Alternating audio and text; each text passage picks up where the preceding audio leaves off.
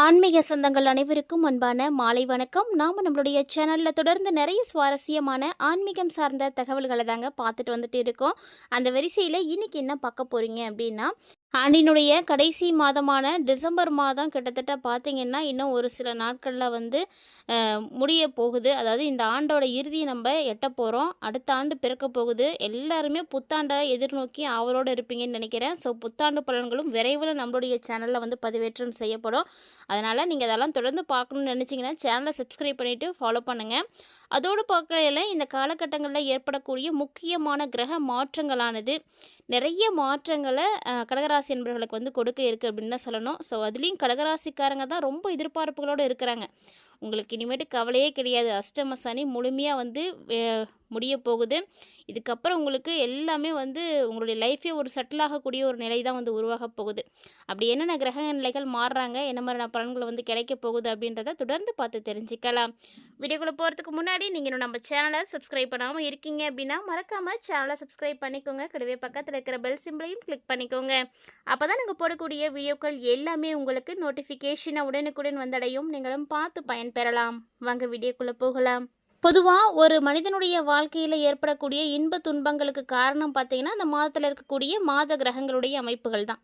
இந்த மாத கிரகங்கள் எப்படி இருக்காங்க, எப்படி செயல்பட போகிறாங்களோ அதை வைத்து தான் அவங்களுக்கு அந்த மாதத்திற்கான பலன்களே வந்து கணக்கீடு செய்யப்படும். இதில் வருட கிரகங்கள் அப்படின்றது தனியாக இருக்கும். ஏன்னா அந்த கிரகங்களுக்குன்னு ஒரு தனித்துவமான தன்மைகள் இருக்கும். அது மட்டும் இல்லாமல் ஒரு குறிப்பிட்ட கால இடைவெளி இருக்கும். ஸோ அப்போ தான் வந்து மாறுவாங்க. ஆனால் கடகராசிக்காரங்களுக்கு நிறைய குழப்பம் இருக்கும். அஷ்டம சனி நமக்கு முடிஞ்சிருச்சா இல்லையா அப்படின்றது. ஏன்னா அஷ்டம சனி முடிஞ்சிருச்சு அப்படின்னு மார்ச்லேயே சொல்லியிருந்தாலுமே கூட இன்னமும் வந்து தொடர்ந்துட்டுருக்கிற மாதிரி தான் இருக்கும். கிட்டத்தட்ட மார்ச் முடிஞ்சு ஒரு 5-6 மாதம் ஆயிடுச்சு. ஆனாலுமே அது வந்து முடிஞ்ச மாதிரியே தெரிஞ்சிருக்காது. அதாவது கடகராசி நேர்களை பொறுத்த வரைக்கும் இந்த காலகட்டங்கள் அப்படிங்கிறது அப்படி தான் இருக்கும். உங்களுக்கு அஷ்டம சனி முடிய போகுது. வர மார்ச்சோட தான் வந்து முழுமையாக உங்களை விட்டு விலக போகிறாரு. ஸோ அதுக்கப்புறம் தான் உங்களுடைய லைஃபே அப்படியே டோட்டலாக மாறப்போகுது அப்படின்னு சொல்லணும். நிறைய விஷயங்கள் உங்களுக்கு இருந்தாலுமே கூட சனி பகவான் இப்போ எல்லா ரூட்டையும் உங்களுக்கு கிளியர் பண்ணி விட போகிறாரு. மேலும் பார்த்தீங்கன்னா குரு ஆல்ரெடி வக்ரம் அடைந்து மிதுன ராசியில் இருக்கிறாரு. இன்னும் 3 மாதத்துக்கு அவர் அப்படி தான் இருப்பார், வக்ரமாக தான் இருப்பார். இந்த காலகட்டங்களில் ஏற்படக்கூடிய கிரக மாற்றங்கள் எப்படி இருக்கும் அப்படின்றத வைத்து பார்க்கையில் கடகராசி என்பர்களுக்கு ரொம்ப ரொம்ப அற்புதமாக இருக்கும் இந்த டைமிங். ஏன்னா 6வது இடத்துக்கு சூரியன் செவ்வாயினுடைய சேர்க்கை ஏற்பட்டுடுது. ஆடம்பரமான வீடு, நிலம், வண்டி, வாகனம் இதெல்லாம் வாங்கிறதுக்கான வாய்ப்பு இருக்குது. பார்த்திங்கன்னா முன்னாடி இருந்ததை விட இப்போ இன்னும் உங்கள் லைஃப் வந்து பார்த்திங்கன்னா ரொம்ப உயரத்துக்கு போகும் அப்படின்னு சொல்லலாம். செல்வந்தராகிறதுக்கான வாய்ப்புகள் இருக்குது. எதிர்பார்த்த இடத்துல கண்டிப்பாக கடன் கிடைக்கும். கடன் வந்து உங்களுக்கு இல்லை அப்படின்னு யாரும் சொல்லவே முடியாது. அந்த அளவுக்கு நேரம் ரொம்பவே நல்லா இருக்குது. அது மட்டும் இல்லாமல் இந்த காலகட்டங்களில் என்னென்ன விஷயங்கள் உங்களுக்கு இழுபறியாக இருந்துச்சோ அந்த காரியங்கள் எல்லாமே இப்போ ஒன்றா சூப்பராக நடக்க ஆரம்பிக்கும். உங்கள் கூட பிரிஞ்சு போன நண்பர்கள், பழைய நண்பர்கள், யார்கிட்டலாம் பேசாமல் டச் இல்லாமல் இருக்கீங்களோ அவங்களாம் மீண்டும் வந்து உங்கள் கூட இணைவாங்க. அவங்களெலாம் பார்க்குறதுக்கு பேசுகிறதுக்கான வாய்ப்புகள் கிடைக்கும். புதிய நண்பர்களும் கிடைப்பாங்க. அதே மாதிரி சொல்லப்போனால் கடகராசி என்பர்களுக்கு எல்லா வகையிலையுமே உங்களுக்கு ஒரு நல்ல டேர்னிங் அப்படின்னு தான் சொல்லணும். புதுசாக ஒரு வாழ்க்கை, புதுசாக பிறந்த மாதிரி தான். எல்லாமே புதுசு புதுசாக உங்களுக்கு வந்து கிடைக்கும். நிம்மதி அப்படின்றது இது நாள் வரைக்கும் இல்லாமல் இருப்பீங்க. அந்த வார்த்தைனா எப்படி இருக்குன்னே கூட எல்லோரும் மறந்துருப்பீங்க. ஆனால் இப்போது பார்த்தீங்கன்னா மன நிம்மதி கிடைக்கும். எடுத்த காரியங்கள் எதுவாக இருந்தாலும் ரொம்ப ஈஸியாக அதை வந்து உங்களால் செஞ்சு முடித்து அதில் வெற்றியும் பார்க்க முடியும்.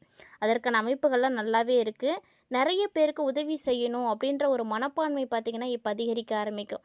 அந்த எண்ணங்கள் உருவாக நீங்கள் வந்து எல்லா விஷயங்களையும் வந்து செய்வீங்க. வெற்றி வந்து நிறைய வந்து உங்களுக்கு வந்து கிடைக்கும் அப்படின்னு தான் சொல்லணும். உதவி மனப்பான்மை அதிகரிக்கக்கூடிய ஒரு நேரம். உங்களால் ஒரு சிலர் பார்த்திங்கன்னா பயனடைவாங்க. இல்லாதவர்களோ இயலாதவர்களோ யாரோ ஒருத்தர் உங்கள் மூலிமா வந்து பயனடைவாங்க. உங்களால் முடிஞ்ச அந்த உதவி செய்யும் பொழுது அவங்க வந்து அதனால் சந்தோஷப்படுவாங்க. கவலைகளோ மன அழுத்தமோ இதெல்லாம் இவ்வளோ நாளாக இருந்திருந்தாலுமே கூட இனிலாம் இருக்காது. எல்லாம் இருந்த இடம் தெரியாமல் பறந்து போக போகுதுங்க. ஸோ எல்லாத்துக்குமே காரணமாக இருக்கக்கூடிய முக்கியமான கிரகங்களுடைய அமைப்புகள் பார்த்திங்கன்னா உங்களுக்கு ரொம்ப நல்லா இருக்குது. அது இல்லாமல் கடகராசிக்காரங்களுக்கு புத்திசாலித்தனமும் அதிகமாக இருக்கும். புத்திசாலித்தனத்தால் தான் இப்போ எல்லாத்துலேயுமே நீங்கள் வெற்றிகளை பார்க்க போகிறீங்க. எல்லாத்துலேயுமே உங்களுடைய கால் தடம் இருக்கும். ஸோ நீங்கள் எந்த உயரத்துக்கு போகணும், எதை அடையணும் அப்படின்னு விருப்பப்படுறீங்களோ அந்த இடத்த வந்து நீங்கள் அடைய முடியும். அந்த உயரத்தை போய் தொடவும் முடியும். அந்த அளவுக்கு ஒரு நல்ல நேரம் தான். எல்லாத்துலேயுமே முத்திரை பதிச்சு உங்களுடைய பெயர் புகழ் எல்லாம் பரவ ஆரம்பிக்கும். நிறைய விஷயங்கள் உங்களுக்கு வந்து நல்லபடியாக நடக்கும். மனசில் தன்னம்பிக்கை கிடைக்கும், தைரியம் கிடைக்கும். எதுனாலும் பரவாயில்ல செஞ்சு பார்த்துடலாம் அப்படின்ற மாதிரியான ஒரு உணர்வு ஏற்படும். இந்த மாதிரி தைரியம்லாம் பார்த்திங்கன்னா சொல்ல முடியாது. 1 மடங்கு 2 மடங்குலாம் இல்லை, பல மடங்கு கிடைக்கும்.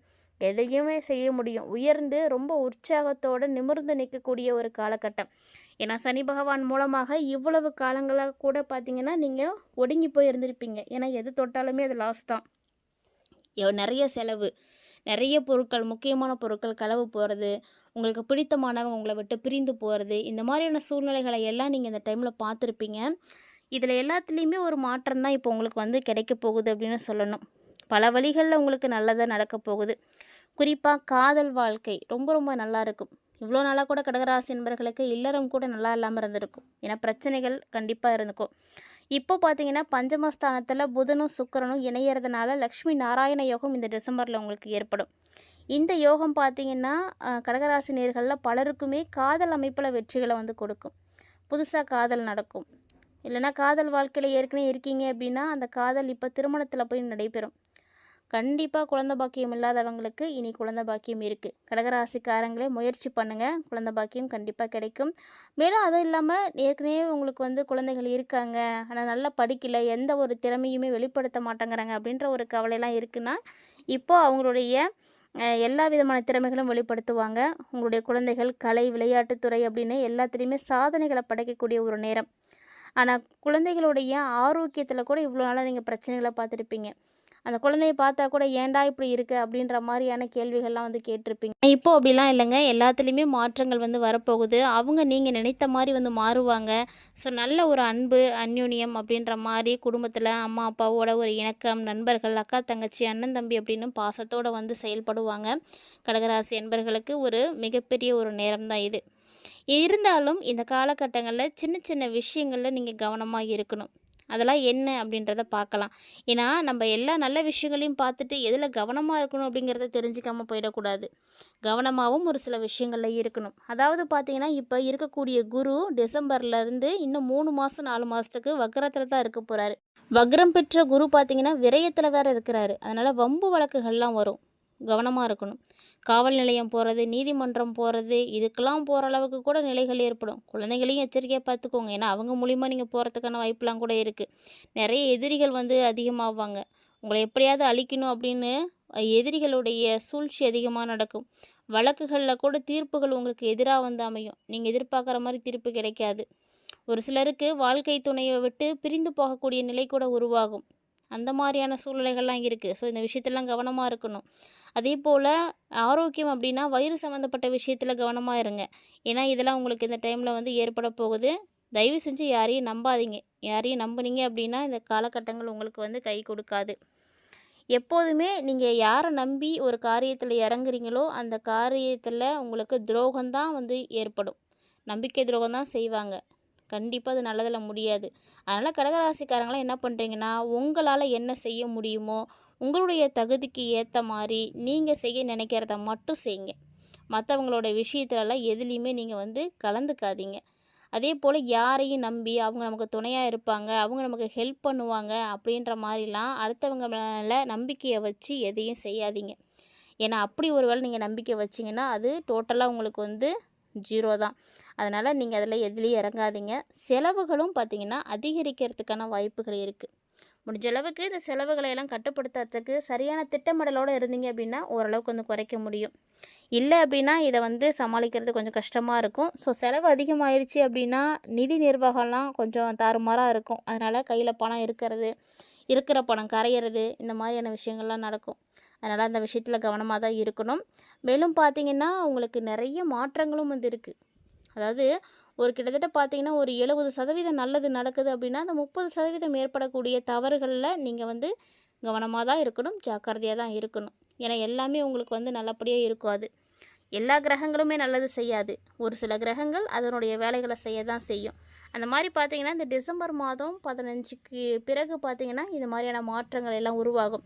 இருந்தாலும் புத்தாண்டு பிறக்கும் பொழுது ஒரு சில கிரகங்கள் மாறுவாங்க. அப்போ உங்களுக்கு புத்தாண்டு பலன்களில் இன்னும் கொஞ்சம் மாற்றங்கள் வந்து ஏற்படலாம். எந்த ஒரு பலன்களாக இருந்தாலும் பொது பலன்களாக நம்ம பார்க்குறோம் அப்படின்னா மாதாந்திர கிரகங்களை வைத்து தான் பார்ப்போம். அதனால் ஒரு மாத காலத்துக்கு இந்த விஷயங்கள்லாம் நடக்கும். மற்றபடி ஒவ்வொரு கிரகம் மாறுது அப்படிங்கும்போது அந்த ஒரு மாதத்துக்குள்ளேயே நிறைய கிரகங்கள் வந்து மாறுவாங்க. ஸோ அப்பப்போ உங்களுக்கு வந்து மாற்றங்கள் ஏற்பட்டுகிட்டே தான் இருக்கும். வருட கிரகங்கள் மட்டும்தான் வருட பலன்கள் பார்க்குறீங்கன்னா அது அப்படியே இருக்கும். ஆனால் மற்ற கிரகங்கள் அப்படி இல்லை. கிரகங்களுக்கு ஏற்ப மாறக்கூடியது தான் பலன்கள். நம்ம பார்க்கக்கூடியது எல்லாமே பொது பலன்கள் தாங்க. இந்த மாதம் உங்களுக்கு இன்னும் நல்லபடியாக இருக்கிறதுக்கு வெள்ளிக்கிழமை நாட்களில் உங்கள் வீட்டுக்கு பக்கத்தில் இருக்கக்கூடிய மாரியம்மன் கோவிலுக்கு தவறாமல் நீங்கள் போயிட்டு வழிபாடு செய்யுங்க. தொடர்ந்து பண்ணுங்கள். இந்த மாதம் முடிகிற வரைக்குமே வெள்ளிக்கிழமை வெள்ளிக்கிழமை கோவிலுக்கு போய் வழிபாடு செய்யுங்க. வயசானவங்களுக்கு உங்களால் முடிந்த அளவுக்கு அன்னதானம் உதவி செய்யுங்க. மற்ற உதவிகள் செய்கிறது நல்லது தான், இருந்தாலும் அதை காட்டிலும் அன்னதானத்துக்கு இடையானது எதுவுமே கிடையாது. ஸோ ஒருத்தங்க பசியால் வாடும் பொழுது அந்த பசியறிந்து உதவி செய்கிறது தான் உங்களுக்கு கோடி புண்ணியங்களை பெற்றுக் கொடுக்கும். அதனால் கோவில்களில் கூட நீங்கள் வெள்ளிக்கிழமை வெள்ளிக்கிழமை அன்னதானம் கொடுக்கலாம். இந்த மாதிரி எளிமையான விஷயத்த செய்யுங்க. கண்டிப்பாக நல்லது நடக்கும். இந்த பதிவில் நீங்கள் நிறைய தகவல்களாக தெளிவாக பார்த்து தெரிஞ்சுட்டு இருந்திருப்பீங்கன்னு நினைக்கிறேன். கடகராசி என்பர்களே, இந்த பதிவானது உங்களுக்கு பிடிச்சிருந்தது அப்படின்னா லைக் பண்ணுங்கள், ஷேர் பண்ணுங்கள், மறக்காமல் கமெண்ட் பண்ணுங்கள். மேலும் இது போல பல இன்ட்ரெஸ்டிங்கான தகவல்களோட மற்றும் ஒரு சுவாரஸ்யமான ஆன்மீக தலைப்பில் சந்திக்கலாம்.